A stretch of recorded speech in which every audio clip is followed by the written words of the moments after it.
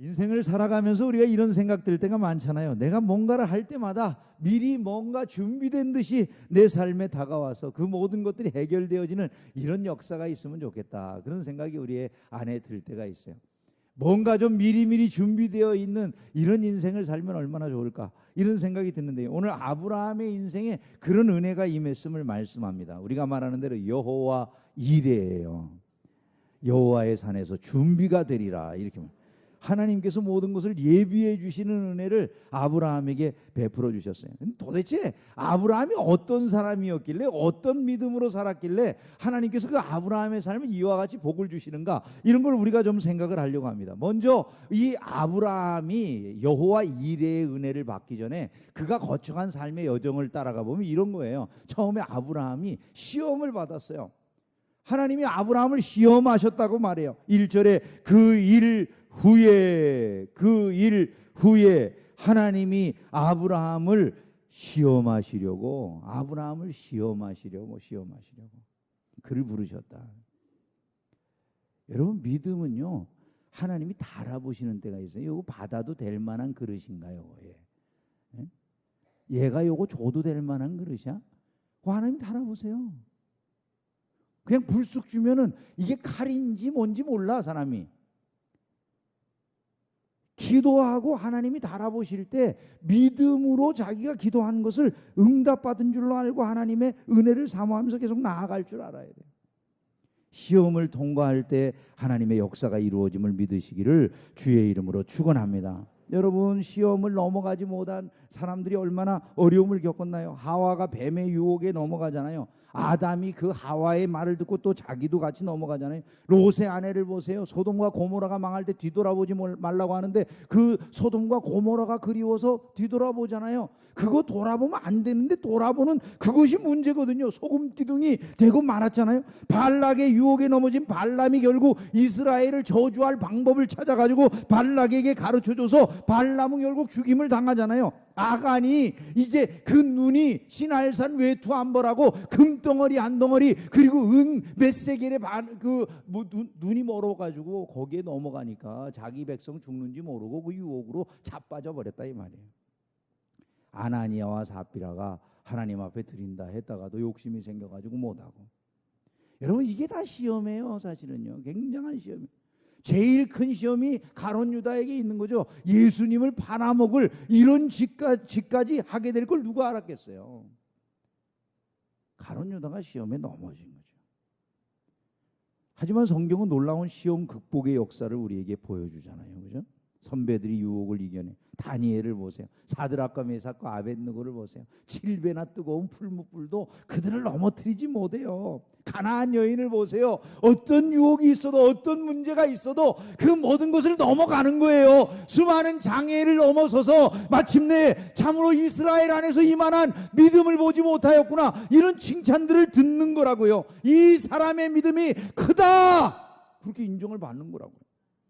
여러분, 그 시험을 넘어가는 신자들이 되기를 주님의 이름으로 축원합니다. 그때 여호와 이레의 복이 그에게 임하더라는 거예요. 하나님께서 그 삶을 준비시켜 주는 거예요. 여러분, 불평의 시험이 있어요. 원망의 시험이 있어요. 감사로 이기기를 축원합니다. 미움의 시험이 있어요. 시기의 시험이 있어요. 사랑으로 이기려고 애를 써야 되는 거예요. 의심의 시험이 있어요. 부정적인 생각의 시험이 있어요. 믿음으로 이기려고 해야 되는 거예요. 절망의 시험이 있어요. 낙담의 시험이 있어요. 소망으로 이기려고 해야 돼요. 여러분, 물질의 시험이 있고 명예의 시험이 있는 거예요. 이것을 하나님 나라에 대한 확신으로 이기는 신자들이 되기를 주님의 이름으로 축원합니다. 시험을 이길 때 여호와 이레의 복이 임하더라는 거예요. 부르심에 즉각적으로 응답을 했어요. 아브라함은요, 그를 부르시되 아브라함아 하시니 그가 이르되 내가 여기 있나이다. 부르니까 즉각적으로 응답을 하잖아요. 응답. 불러도 대답이 없어. 여러분, 하나님이 부르실 때 즉각적으로 응답하세요. 나를 지금 부르시는구나, 이러세요. 지금도 하나님이 우리를 부르고 계시는 거예요. 또 다음 날로 넘기고, 안 해요 주님, 나는 오늘부터 주님 앞에 내 삶을 드리나이다.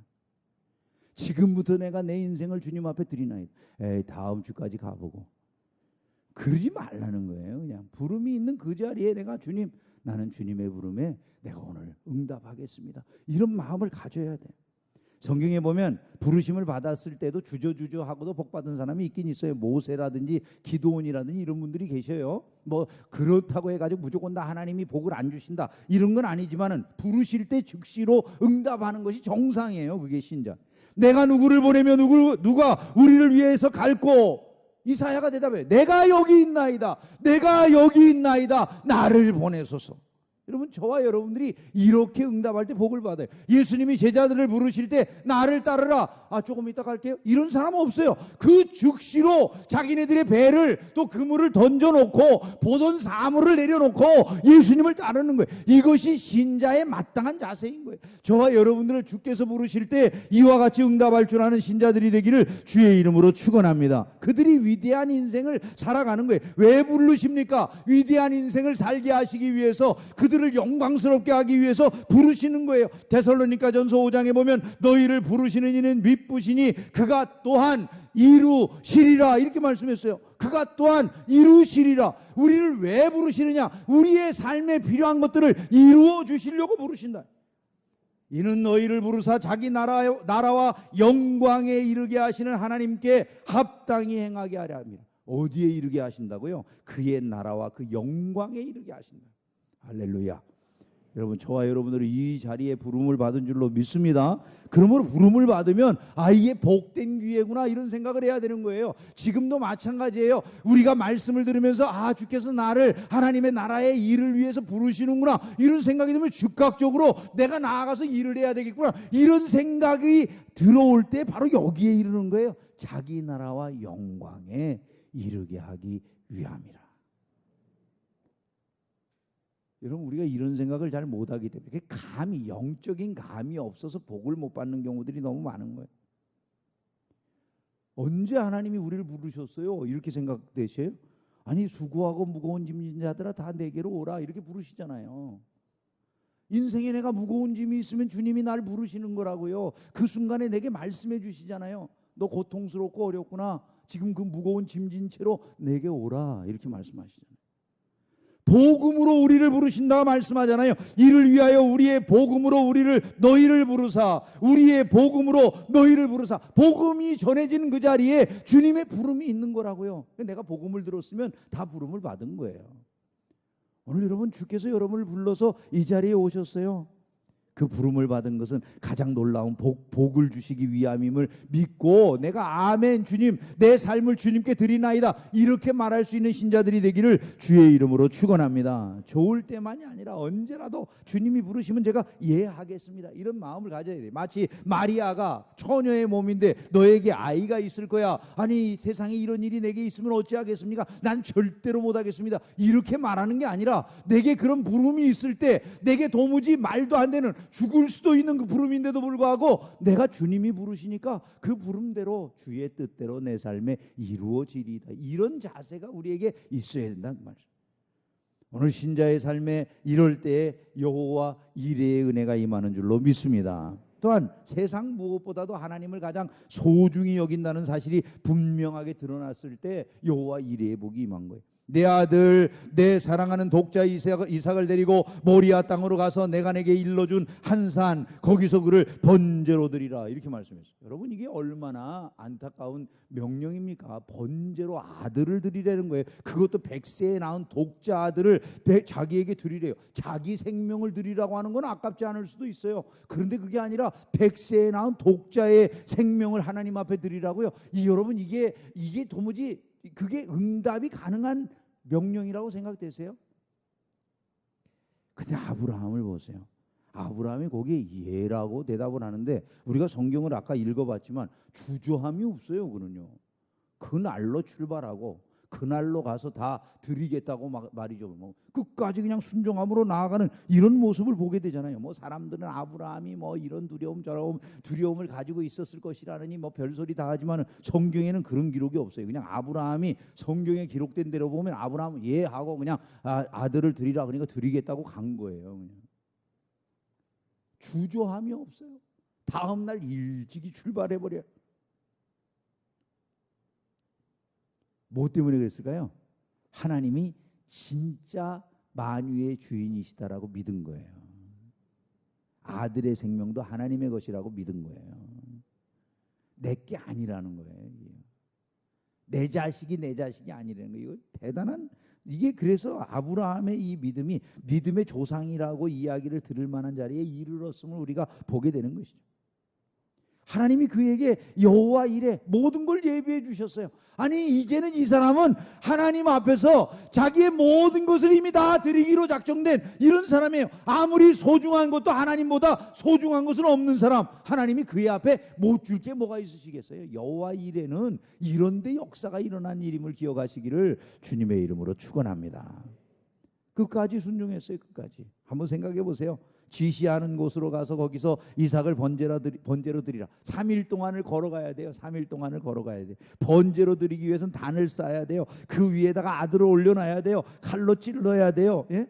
여러분 한번 생각해 보세요. 이 모든 과정을 아버지가 다 해야 돼요. 그 모든 일들을 하는 이 과정 속에서 하나님이 그걸 가만히 보고 계신데, 자, 아브라함의 순종이 마지막 칼을 드는 그 자리까지 실제로 아브라함이 찌를 마음이 있는 그 모습이잖아요. 하나님이 황급하게 아브라함을 말릴 만큼 마지막까지 순종하는 그 자리에 역사가 일어났어요. 저는 성경을 보면서 그런 생각이 많이 들어요. 여러분 한번 생각해 보세요. 아니 나아만 장군에게 물에 들어가서 요단강에서 7번 씻으라 그랬을 때, 요단강에 7번 들어가서 나아만 장군, 아람 장군인 이 나아만 장군이 씻을 때마다 한 번 들어갔다 나오면 조금 뽀송뽀송해지고, 2번 들어갔다 나면 더 맨질맨질해지고, 3번 들어갔다 나오니까 뭐 좀 환부가 확확 줄어들고, 4번 들어갔다 나오니까 보기에 좋을 만큼 모습이 바뀌고 막 이랬을까요? 우리가 생각해도 뻔하잖아요. 이게 한 번 들어갔다 나오는데 그대로, 2번 들어갔다 나오면 그대로, 3번 들어갔다 나오면 봐자. 나중에 내가 이거 7번 들어갔다 나오면 니네 다 죽었어. 이랬을 것 같지 않으세요, 여러분? 제가 볼 때는 분명히 그랬을 것 같아요. 1번 들어갔다 2번 들어갔다, 아니 6번 들어갔다 나올 때까지 아무런 변화가 없어요. 그러나 7번 순종하면 변화가 있어요. 7번은요 완전수예요. 완전한 순종 끝에 하나님의 역사가 있어요. 이스라엘 백성들이 여리고성을 돌면서 계속해서 침묵하면서 그 성을 한 바퀴, 또 그 다음날 한 바퀴, 그 다음날도 한 바퀴 이렇게 돌아요. 그런데 그때마다 돌 때마다 첫날 돌았더니 성벽이 흔등흔등하는 소리가 나. 2번째 돌았더니 위에서 벽돌이 몇 개가 우수수 떨어져. 3번째 갔더니 금이 쪽쪽 가. 4번째 돌만하겠죠, 그죠? 근데 그랬을까요, 여러분? 첫날 돌아도 그대로, 2번째 날 돌아도 그대로, 3번째 아마 그랬을 거예요, 그죠? 아니 돌고 돌면서 계속 쳐다보면서, 아니 이거 왜 돌라고 그러지? 마지막 날은 또 7번이나 돌으래. 아니 세상에 이렇게까지 이거 돌아야 돼? 아마 하루에 한 바퀴 돌던 데를 7번 돌아야 된다면 종일 돌고 있는데 말이죠. 쳐다보면서 이게 뭔 짓인가 그러지 않았을까요, 여러분? 근데 마지막 외치라는 소리를 외치는 그 순간에 무너지는 거예요. 중요한 건 그거잖아요. 끝까지 순종하느냐, 끝까지. 하나님이 살아계시는 줄로 믿습니다. 여러분 하나님 살아계세요. 오늘 이 밤에 우리를 만나 주실 줄로 믿습니다. 그것을 우리가 항상 마음속에 기억을 해야 돼요. 그때 여호와 이레의 복이 그의 인생에 임했어요. 마지막으로 한 가지만 더 말씀을 드릴게요. 마지막까지도요 아브라함은 긍정적인 말을 잃어버리지 않아요. 긍정적인 말을 잃어버리잖아요. 뭐라 그래요? 아니 아들을 지금 죽이러 가는 길이잖아요. 아들을 죽이러 가는 길이에요. 근데 아브라함은 믿는 바가 있어요. 왜냐하면 하나님께서 이 독자 이삭을 통해서 자기 후대를 번성케 하신다고 한 약속이 있는 거예요. 그러니까 내가 만약에 이 이삭을 죽인다 하더라도 아브라함이 어떻게 믿었다고 성경이 되어 있어요. 히브리서에 보면 아브라함이 이 이삭 죽이면 죽인 이삭을 다시 살릴 거라고 믿었다는 거예요, 여러분. 이게 기가 막힐 노릇인 거죠. 왜? 하나님이 그렇게 약속하셨으니까. 태어날 때도 자기 힘으로 이 아이를 낳은 게 아니니까. 사라가 낳을 수 없는 아이를 낳은 거니까. 하나님의 기적으로 주신 자식, 하나님이 죽이라 하시면 죽여도 다시 살리실 거다, 이렇게 믿어된 부활을 믿는 신앙을 가지고 있었다고요? 이 아브라함이요. 우리만 부활을 믿는 게 아니라요, 구약의 믿음의 첫 조상이 부활을 믿었어요. 여러분, 저와 여러분 안에 이런 믿음이 있기를 주의 이름으로 축원합니다. 그래서 긍정적인 말만 해. 여기서 기다려라. 내가 아이와 함께 저기 가서 예배하고 우리가 너희에게로 돌아오리라. 자기 혼자 올라가는데 자기가 둘만 올라가는데 내려올 때 하나 죽이고 자기 혼자 내려와. 내가 돌아오리라 이래야 되잖아요. 근데 어떻게 돌아온다고요? 우리가 돌아온대요. 지금 번제 드리러 가는데 우리가 돌아온대요. 또 아들이 물어보니까 아들아 번제할 어린 양은 하나님이 자기를 위하여 친히 준비하시리라. 이건 아브라함이 구라를 친 거겠죠. 아들한테 할 말이 없으니까. 그죠? 근데 그렇게 생각하면 안 되고요. 이게 잘 보세요. 하나님이 자기를 위하여 준비하시리라. 그 믿음을 가지고 올라간 거예요. 아브라함이요. 그러니까 아브라함은요. 이 순간에도 절대로 부정적으로 어떻게 하니? 너랑 나랑 이게 마지막이구나. 이게 없어요. 아브라함이요. 이게 기가 막힌 거예요. 이게요. 왜? 하나님을 그만큼 믿었어요. 여러분 참 어렵죠. 근데 아브라함이 처음부터 이런 사람 아니에요. 신앙이 날마다 자라갔어요. 여러분. 우리는 신앙생활하면서도요. 입술로 너무 복을 많이 쏟아요.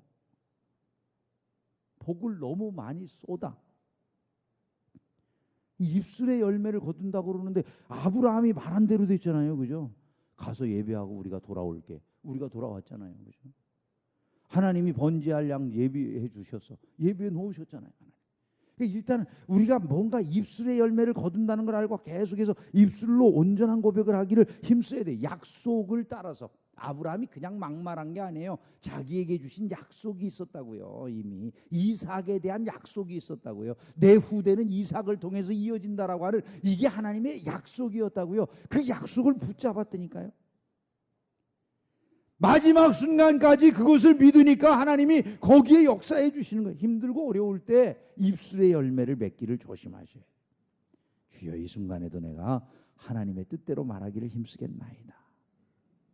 여러분 사업이 어렵고 힘들어지는 때 그때 입술의 열매를 맺을 때예요. 네? 어려우니까 망했어 하는 소리 누구나 다 할 수 있잖아요. 근데 어려울 때가 입술의 열매를 맺을 때라고요. 내 건강이 해쳐졌을 때가 그때가 내 입술의 열매를 맺을 때라고요.